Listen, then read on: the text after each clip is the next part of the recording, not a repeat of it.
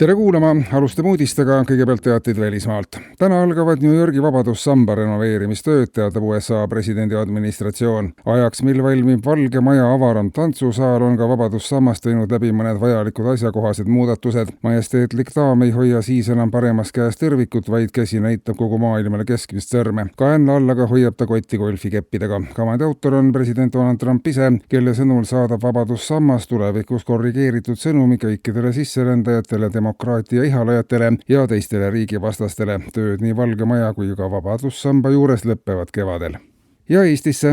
Telesaatesse 15 küsimust on ennast viimastel teadetel kirja pannud kõik Tallinna võimu läbirääkimistel osalevad erakonnad ja loositud on ka võistluspaarid. Kõigepealt küsib Isamaa kõikidelt erakondadelt 15 küsimust ja edasi jõudnu liigub järgmisesse mängu. Siis küsivad kõik erakonnad jälle Isamaalt 15 küsimust ja samuti igaüks eraldi üksteiselt 15 küsimust ja küsitakse ka iseendalt aeg-ajalt, mis toimub. Lõpuks küsivad vaatajad kevadel ka ühe küsimuse ja see on, et kas see jokutamine ja lehmakauplemine ükskord ühele poole ka saab. Ja majandusest. Eesti on üldises plaanis tuumajaamaks valmis, märgib tuumajaama töörühm esimeses põhjalikus raportis.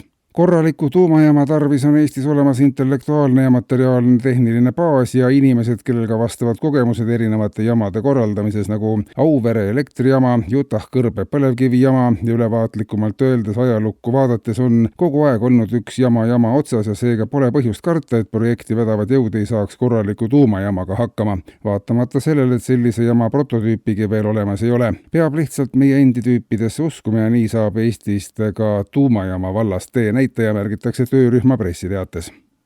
Majandusministeerium aga töötab regulatsiooni kallal, mis võimaldaks igal inimesel oma saastekvoote müüa. Täpne saastamismooduste loetelu on koostamisel. Lisaks seni laialt kauplemiseks kasutatud saasteliikide kõrval on olemas ka mürasaaste, avaliku ruumi saastamine ebapädevate seisukohtadega, laimusaaste, kurjuse ja rumaluse saaste ja veel enam kui 100 liiki saastet, millega ümbrust rikutakse. Kui mõni inimene tunnetab, et ta suudab üht või teist saastet vähem toota, siis saab ta selle õiguse müüa inimesele, kellel pole võimalik ennast piirata või kes ei soovi seda teha. Omavahelise kauplemise tulemusena saab saastevabam inimene puht inimliku käitumise eest tulevikus esmakordselt raha teenida.